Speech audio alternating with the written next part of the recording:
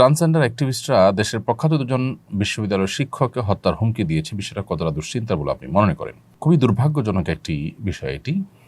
বাংলাদেশের সর্বস্তরের জনগণকে এ বিষয়ে সর্বোচ্চ সতর্কতা অবলম্বন করতে হবে।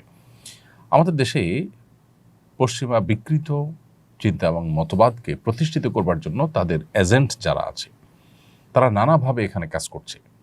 সরকারের বিভিন্ন জায়গায় তারা ইনফ্লুয়েন্স করার চেষ্টা করছে। তারা গণমাধ্যমগুলোর উপর ভর করে তাদের এই বিকৃত চিন্তাকে আমাদের মূল্যবোধ, আমাদের চিন্তা চেতনা, আমাদের আদর্শ, বিশ্বাস, সকল ধর্মের মানুষের ধর্মীয় মূল্যবোধ এর বিপরীতে গিয়ে সেটাকে তারা প্রতিষ্ঠা করবার চেষ্টা করছে, দুঃসাহস দেখাচ্ছে। বাংলাদেশের প্রচলিত আইনে যেখানে সমকামিতা পরিষ্কারভাবে শাস্তিযোগ্য অপরাধ, সেখানে সেই সমকামিতাকে নর্মালাইজ করার জন্য নানাবিধ পথ এবং পদ্ধতি অবলম্বন করা হয়েছে। এবং ট্রান্সজেন্ডার কেউ নিজেকে ঘোষণা দেওয়া আর সমকামী ঘোষণা দেওয়ার মধ্যে কোনো মৌলিকভাবে পার্থক্য নেই। কারণ একজন মেয়ে যখন নিজেকে পুরুষ ঘোষণা করেন তখন তিনি আরেকজন মেয়ের সঙ্গে বিবাহ করেন। খুব স্বাভাবিকভাবে তিনি যেহেতু আগে থেকে মেয়ে, আরেকজন মেয়েকে বিয়ে করলে সমকামিতাই হয়। ঠিক একই কথা ছেলেদের বেলা প্রযোজ্য। অতএব ট্রান্সজেন্ডার এই বিষয়টাকে যদি কেউ অধিকারের খোলসে প্রতিষ্ঠা করতে চায়, সে মূলত সমকামিতাকেই ভিন্ন নামে প্রতিষ্ঠা করবার প্রয়াস চালাচ্ছে, যেটা বেআইনি, অবৈধ, মূল্যবোধ এবং বিশ্বাস পরিপন্থী একযোগে। দেশে এরকম অন্যায় লিপ্ত যারা, তারা আবার হুমকি দিচ্ছে মূল্যবোধকে সংরক্ষণ করবার জন্য নিঃস্বার্থভাবে লড়ে যাওয়া ডক্টর সরওয়ার হোসেন সহ যারা আরও এই জাতীয় কাম করছেন তাদেরকে। সন্দেহাতীতভাবে এটি দুর্ভাগ্যজনক। তথাকথিত দেশের বিশিষ্ট নাগরিকের নাম দিয়ে পশ্চিমাদের এই সমস্ত চিহ্নিত এজেন্ডা বাস্তবায়নকারী যারা আছে, এজেন্টার যারা আছে, তারা আবার উল্টো বরং ডক্টর সরওয়ার সহ তার সাথে আরও যারা অ্যাক্টিভিস্ট আছেন তাদেরকে উল্টা চাপে ফেলার চেষ্টা করছে। এ বিষয়ে আমাদের প্রত্যেককে যার যার জায়গা থেকে সর্বোচ্চ প্রতিবাদ এবং সজাগ দৃষ্টি রাখতে হবে। না হলে পশ্চিমা পৃথিবীতে অভিভাবকরা যেরকম রাস্তায় বের হয়েছেন, রাস্তায় নেমেছেন, তাদের সন্তানদেরকে এই বিকৃতি থেকে বাঁচাবার জন্য, প্রজন্মকে বাঁচাবার জন্য আমাদেরকে হয়তো একসময় সেরকমটা করতে হবে। সেটা যেন করতে না হয়, এই জন্য এখন থেকে আমাদের সচেতন হতে হবে, সজাগ হতে হবে। এরপরে প্রশ্ন হলো, আজ চট্টগ্রামে 3 কিশোরকে চোর সন্দেহে মব করে বেঁধে পিটিয়ে হত্যা করার মতো ভয়াবহ ঘটনা ঘটেছে। ইসলামের দৃষ্টিতে এই ধরনের গণপিটুনি বা আইন নিজের হাতে তুলে নেওয়ার বিধান কি? খুবই জঘন্য এবং পরিষ্কারভাবে ইসলাম এটি হারাম। আবু হুরায়রা রাদিয়াল্লাহু আনহু থেকে বর্ণিত হয়েছে সহিহ মুসলিম একটি হাদিস, নবী করিম সাল্লাল্লাহু আলাইহি ওয়াসাল্লাম ইরশাদ করেছেন, ওয়াল্লাযী নাফসি বিয়াদিহি, ওই আল্লাহর শপথ করছি যার হাতে আমার জীবন, লা ইয়াতিয়ান্না আলান নাসি জামান লা ইয়াদরিল কাতিল ফি আইয়ি শাইইন কুতিল, যখন এমন একটা সময় আসবে যে নিহত ব্যক্তি জানবে না তাকে আসলে কেন হত্যা করা হয়েছে। ওয়ালা ইয়াদরিল মাকতুল আলা আইয়ি শাইইন কুতিল, নিহত ব্যক্তি যেমন জানবে না, হত্যাকারী অনেক সময় জানবে না যে কেন হত্যা করছে। গণপিটুনি এমন একটা বিষয় যে যখন কোনো ব্যক্তিকে কোনো বিষয়ে সন্দেহ করে পিটুনি শুরু করা হয়, তখন আশেপাশের উৎসুক লোকজন সবাই পিটুনিতে সামিল হয়ে যায়। তারা আদৌ জানেও না যে বিষয়টা কি ঘটেছে এবং আদৌ সেটা যা বলা হচ্ছে সেটা প্রমাণিত কিনা। তো এটা সন্দেহাতীতভাবে নির্মম এবং জঘন্য অপরাধ। এ ধরনের মব যারা সৃষ্টি করে তাদেরকে আইনের আওতায় আনা উচিত এবং দৃষ্টান্তমূলক শাস্তি দেওয়া উচিত। যে কোনো বিষয় যদি কাউকে অভিযোগ করা হয় তাহলে সেটা প্রমাণ হওয়া পর্যন্ত অপেক্ষা করতে হবে। আমরা অনেকেই জেনে থাকবো যে নবী করিম সাল্লাল্লাহু আলাইহি ওয়াসাল্লামের কাছে অনেক সময় দেখা যায় সাহাবীদের উপস্থিতিতে কেউ এমন কোনো মন্তব্য করেছে বা এমন কিছু করেছে যেটার ফলে তিনি মৃত্যুদণ্ড পাওয়ার মতো অপরাধ তিনি করেছেন বলে মনে করা হয়েছে। তখন কোনো সাহাবী নবী সাল্লাল্লাহু আলাইহি ওয়াসাল্লামকে বলেছেন, হে আল্লাহর রাসূল, আপনি আমাকে অনুমতি দিন যে আমি তার মৃত্যুদণ্ড কার্যকর করি, আমি তার ঘাড় গর্দান উড়িয়ে দিই। এই যে নবী সাল্লাল্লাহু আলাইহি ওয়াসাল্লামের উপস্থিতিতে সাহাবায়ে কেরাম নবীজিকে জিজ্ঞাসা করতেন, তাকে বলতেন যে আপনি পারমিশন দিবেন, আমি এটা করতে চাই, কারণ সে যে অপরাধ করেছে তাতে তার মৃত্যুদণ্ড শাস্তি পাওয়ার কথা।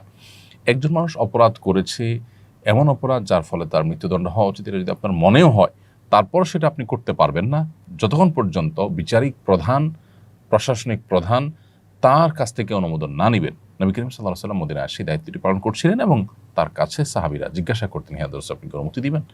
নবী সাল্লাল্লাহু আলাইহি ওয়াসাল্লাম সচরাচর এ ধরনের কাউকে অনুমতি দিয়েছেন বলে কোনো বর্ণনা পাওয়া যায় না। তো এই হাদিস থেকে পরিষ্কারভাবে বোঝা যায় যে আইন নিজের হাতে তুলে নেওয়া যাবে না। নিজেই যে কোনো ব্যক্তিকে অপরাধী মনে হলে তার উপরে শাস্তি কার্যকর করে দেওয়া যাবে না। যদি যেত তাহলে সাহাবীরা নিজেরা করে ফেলতেন সেটি। অতএব যে কোনো নামেই হোক, যে কোনো ইস্যুতেই হোক না কেন, এ ধরনের মব এটা বন্ধ হতে হবে। এ ধরনের আইন হাতে তুলে নেওয়ার এই বিষয়টি বন্ধ করতে হবে। খুবই নির্মম। ছোট ছোট কিশোর যদি তারা চুরি করেও থাকে, তাহলে তার শাস্তি কি মৃত্যুদণ্ড?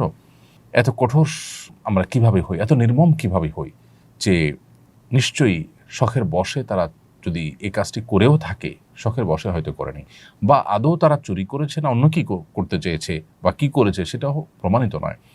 সেখানে অন্য যাই হোক, কিশোর শিশু তাদের উপরে যে নির্মমতা বাংলাদেশে প্রায় সময় হয়ে থাকে, এগুলো আমাদের হৃদয়ে রক্তক্ষরণ হয়। এবং আমরা যে কত পাষণ্ড হয়ে যাচ্ছি, আমরা বিভিন্ন দেশ নিয়ে ট্রল করি, আফ্রিকার বিভিন্ন দেশ নিয়ে ট্রল করি, আমরা যে নিজেরা যে কত নিচে নেমে যাচ্ছি এবং পশুত্বকে হার মানানোর মতো কর্মকাণ্ড যে আমরা অনবরত করে চলেছি, সেটা আমাদের ভাববার ফুরসতটুকু মনে হয় না। কবে আমাদের দেশে সে আইনের শাসন প্রতিষ্ঠিত হবে, যখন কঠোর হস্তে এ ধরনের মববাজি বন্ধ হবে এবং কেউ আর এ ধরনের আইন হাতে তুলে নেওয়ার দুঃসাহস করবে না, সে দৃষ্টান্ত কবে স্থাপন হবে একমাত্র আল্লাহ ভালো জানেন।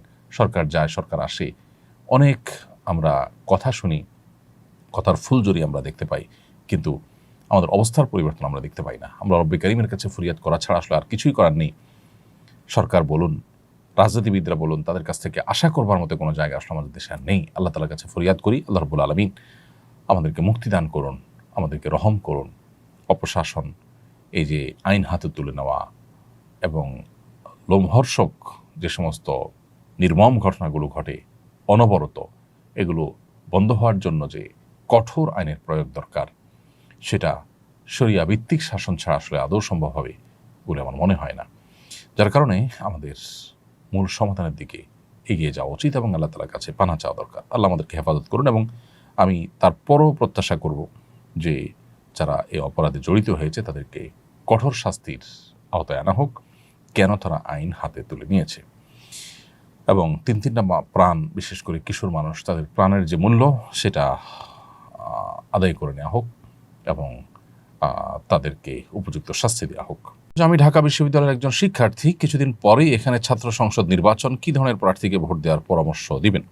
সবচেয়ে গুরুত্বপূর্ণ বিষয় হলো কাকে ভোট দিলে শিক্ষাঙ্গনের কাঙ্ক্ষিত পরিবেশ আপনি পাবেন, কাকে ভোট দিলে আপনার শিক্ষাঙ্গন রক্তাক্ত, খুনাখুনি এবং বাজে যে পরিবেশ আছে সেটা থেকে মুক্তি লাভ করতে পারে, সে বিষয়গুলোকে বিবেচনা করে আপনি ভোট দিবেন। দলীয় বিবেচনা কিংবা ক্ষুদ্র কোনো ইস্যুভিত্তিক বিষয়কে সামনে রেখে বা আপনার ব্যক্তি স্বার্থকে সামনে রেখে ভোট দেওয়া, এটা ভোটের প্রতি খেয়ানত। ভোটের আমানতদারিতা, ভোটের যে দায় রয়েছে, সেটা আদায় হবে তখনই যখন আপনি সার্বিক স্বার্থ বিবেচনায় রাখবেন। বিশেষ করে বোনরা হিজাব পরে পর্দার মাধ্যমে তাদের দিন পালনের যে স্বাধীনতা রয়েছে, অধিকার রয়েছে, সেটা তারা পরিপূর্ণভাবে পালন করতে পারবেন, সেটা পরিপূর্ণ তারা ভোগ করতে পারবেন। তারা দিন পালন করে কিভাবে শিক্ষা গ্রহণ করতে পারবেন।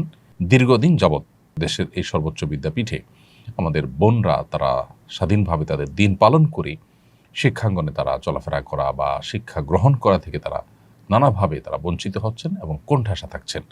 এমনকি ছেলেরা ধর্ম পালন করতে গেলে তাদেরকেও নানা ট্যাগ দিয়ে কোণঠাসা করে রাখার একটা প্রচেষ্টা চলমান আছে।